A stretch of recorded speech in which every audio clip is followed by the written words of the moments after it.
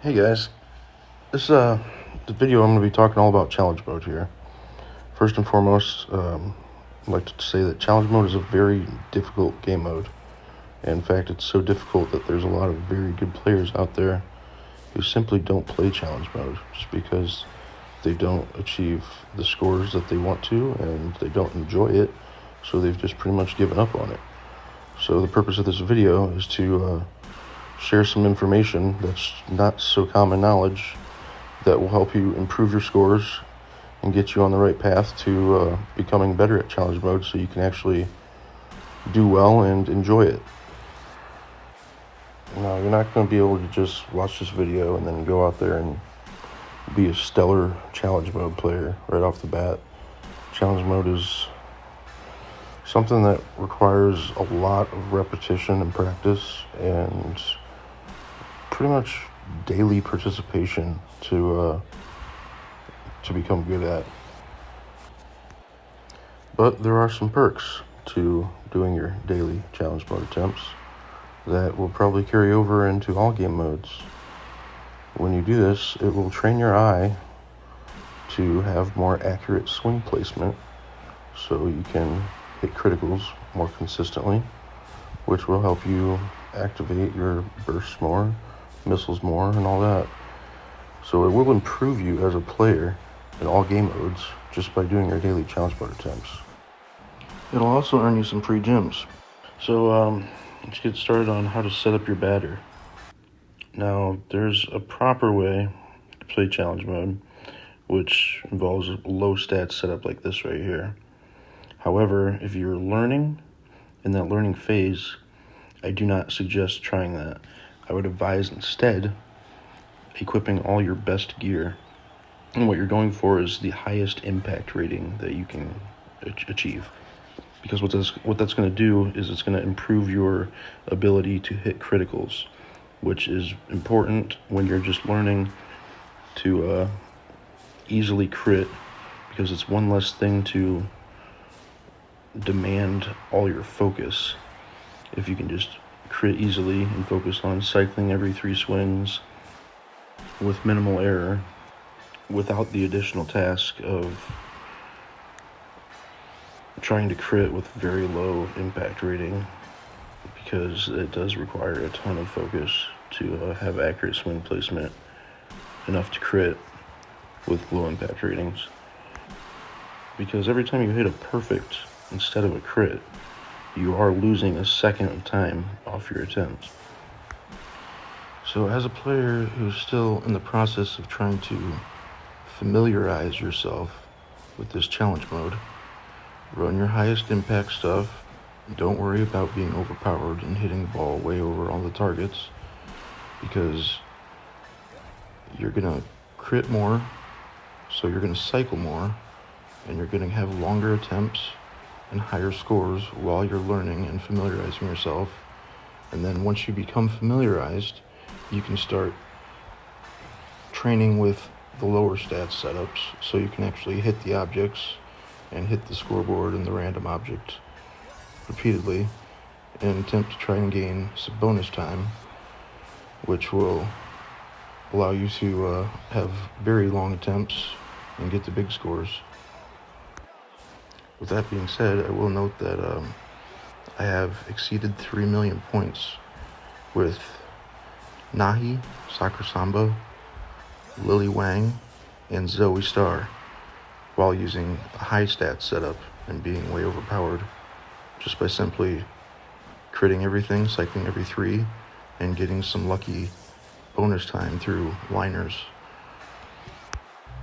Alright, so moving forward, now that we got our highest impact rating set up, one of the biggest things that will help you become a familiarized challenge mode player is memorizing the repeating 10-pitch sequence, which is the exact same in every attempt and is the exact same pattern, the same 10 pitches over and over by pitch type and pitch velocity. Now their location will always change. It's just random, but the type of pitch and the pitch velocity is going to be consistent in each and every attempt in that repeating 10-pitch sequence. And what this is going to help with is it's going to help you always know what to expect next. And how it's going to do that is you're going to associate your sequence to your combo count down in the corner of your screen.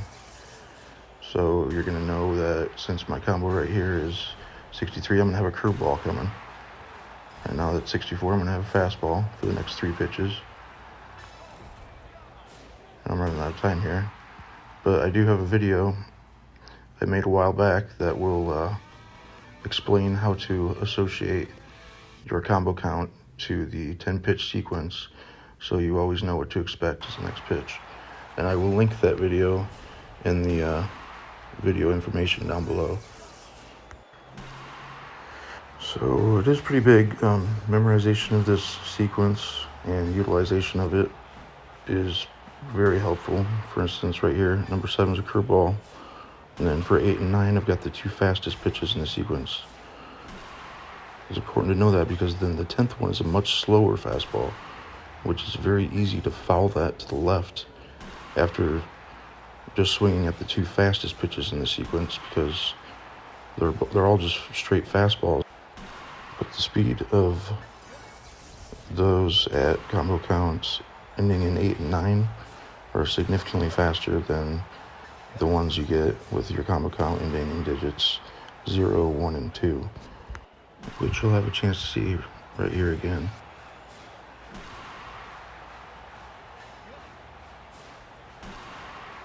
Two quick fastballs, then a much slower fastball, and then these next couple are also quite slow. So the next bit of very important information you need to know is which batter to use. As you can see today, we got Dave Lawson, Diane, Rogan, Chopper, and today is one of the few days where the alternating batter, being Rogan Chopper, is not the best choice because he's very slow. His swing speed, his swing motion, and reset back into ready position is much slower than that of Dave Lawson. So he gets much fewer pitches than Dave Lawson does. Now, Diane also has a pretty slow motion. She has good impact, but that doesn't help out as much as being able to get more swings in. So Dave Lawson is the best option on a few days. One being like today when Rogan Chopper is the alternating batter. Also when Michael T. Let's go through these batters quick. Legendary batters do not participate in challenge mode, but Soccer Samba is very good at challenge mode. Max Newton is slow. I would argue that Dave is probably a more stable option than Max Newton is because he's much quicker. Wild Billy is also very slow. And although Wild Billy does have crit boost and cycling boost, which could potentially make for pretty high scores if you get bonus time, you can't really depend on that because some attempts you can hit the scoreboard every single time you go to center field, and just bad luck, you won't gain any bonus time at all. In that situation, you would much rather want to be using Dave Lawson than Wild Billy. Nahi and Brody are both pretty quick. Larry Blitz is very good at challenge mode as well. He's also probably the easiest to crit with, even with low impact rating. So even as a learning player, you can run him with low stats and still crit pretty easily on everything. I can't really explain why, but it's like impact rating doesn't even matter for him. Having 700 impact is just like having 4,000 for some reason.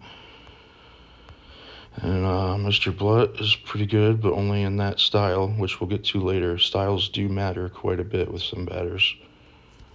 Theo Gawain are both preferable to Dave, in my opinion. Stan Hero is not. Rogan Chopper is not. Who else? Michael T is not. So Max Newton, Wild Billy, Stan Hero, and Rogan Chopper are the ones that they're probably better off just using Dave Lawson on those days. So now that you know that, let's go through the styles here. Styles make a huge difference for some batters.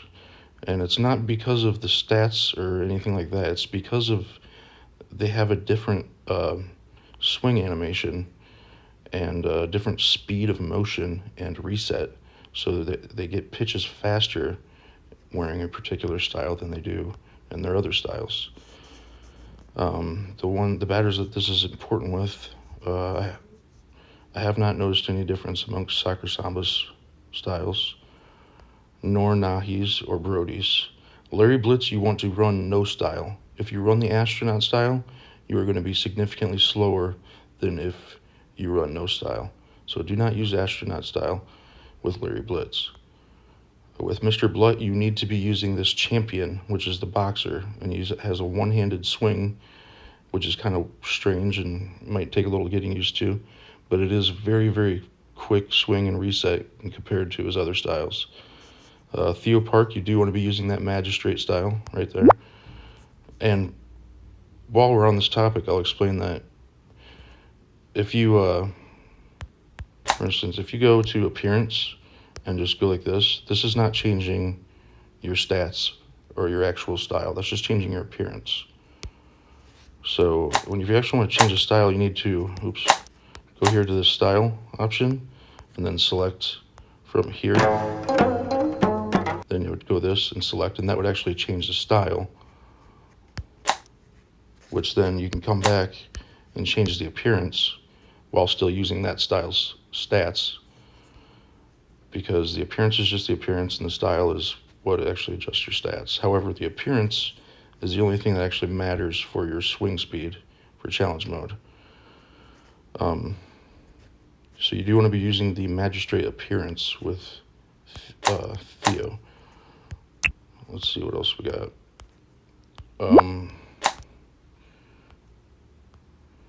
Gawain, you do want to be using that Superman, what's it called? Hero appearance. And Roa Choi, you do want to be using the Watch Rabbit. Zoe Starr, this is one of the most important ones. You definitely want to be using the Alley appearance. For instance, if you're running the Aloha, which is her highest stats style, if you're running that appearance, for me anyway, it was literally about 2 million point score difference between Aloha and Alley.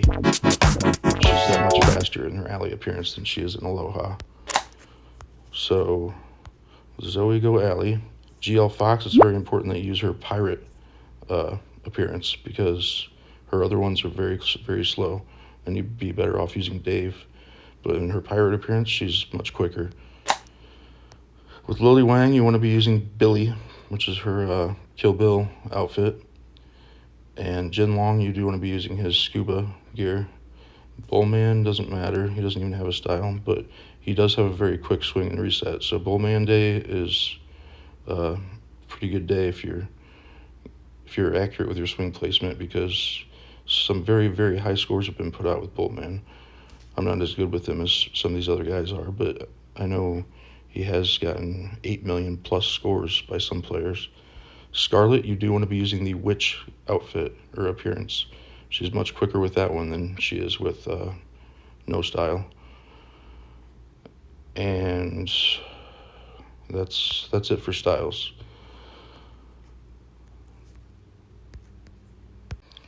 So now that you know about the pitch sequence and the different style appearances and batters to use,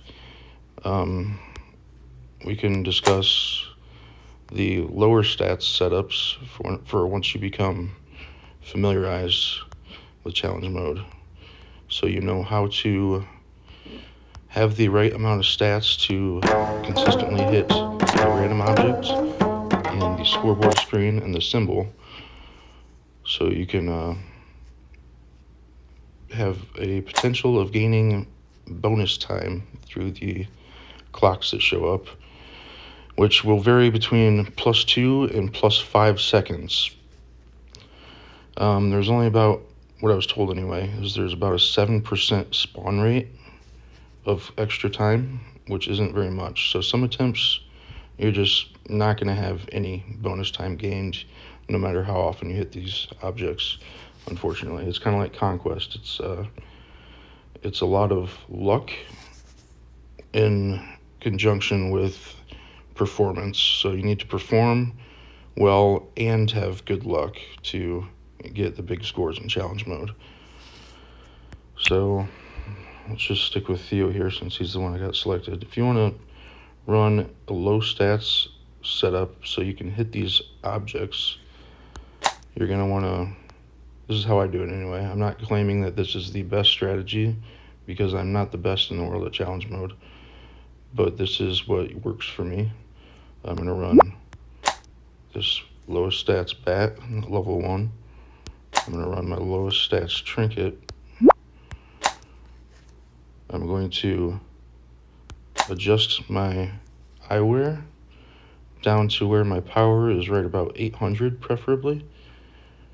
So let's see what this does. Oh. There we go, 786. And then I'm going to adjust my headwear. So my impact rating is about 1200 or 1300.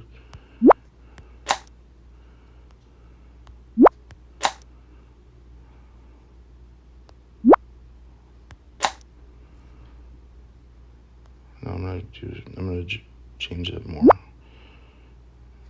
because it's nice to have your contacts as close to your impact as you can.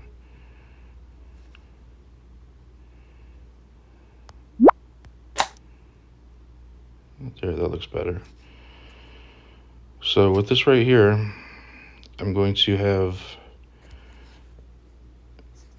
as much impact as I can to make critting easier without having too much, because too much impact is going to make you hit higher than you want to, so you'll be hitting the sign above the scoreboard screen instead of hitting the actual screen. And the sign is worth more points, but it will not help you cycle through all the coins and gems and whatnot in an attempt to gain extra time. Another thing that's going to help you gain extra time by way of the scoreboard screen is hitting the top side of critical. Like if you're hitting the lower side of critical, like on the bottom half of the ball, then having these stats right here will make you hit the sign just above the scoreboard screen often enough instead of hitting the screen itself. So hitting the top side of critical when you go center is very important in hitting the scoreboard screen instead of the sign above it. And that's how I would run my attempts with Theo Park right there, with that style, those stats. And it's not until you have familiarized yourself with challenge mode enough to have the sequence branded into your subconscious so you don't have to focus on that so much. It's just automatic, so you can devote more of, if not all of your focus on your swing placement and timing so you can actually hit the objects. Otherwise, it's just too much to focus on, and you'll make mistakes, you won't do well, and you'll get frustrated and give up on this game mode altogether. So now that we've gone over all that, I want to show you that even as a learning player running all your highest impact stuff, like I've got here with Dave, except for I'm using Zeus coin instead of checkmate because it's very little impact difference, and I'm not expecting myself to hit the scoreboard much, if not at all, unless I get some lucky liners. However, this 25 combo score is going to be something that will add to my score each and every swing. And then obviously the other thing that will help you get better scores is having a good challenge mode artifact, which a wing shield is obviously not ideal because it's a defensive artifact, but this one here was lucky enough to get quite a good amount of challenge mode score, which would be 17.5 plus 4.5, 22%. So now that's pretty damn high. I don't expect everybody out there watching this video to have something that high, but if you can get, like if you have any artifacts that have the first slot of challenge mode score 3 or better, it might be a good one for you to at least level up and upgrade a few times to see if it's going to get a good amount of challenge mode score percent. So I just want to show you what you can do with a high stats Dave Lawson here on a day where Rogan Chopper is slow and I don't want to use him. So as you can see over here, King Eva is one of the best, if not the best, at challenge mode in the game, and he gets massive scores with Dave Lawson.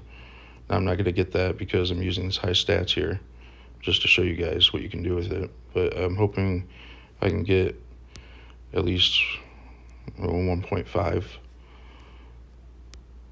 If I can place top 5 here with the high stats, then I'll be happy. So let's give it a go.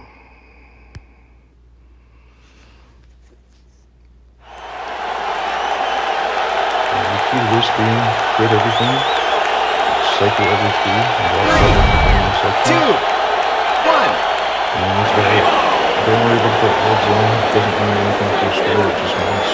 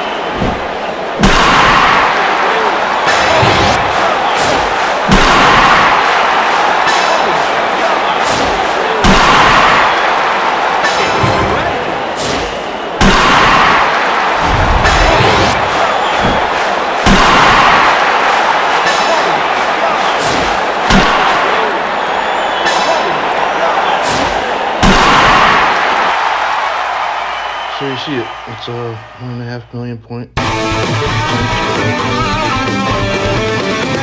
The Dave Lawson highest impact rating setup.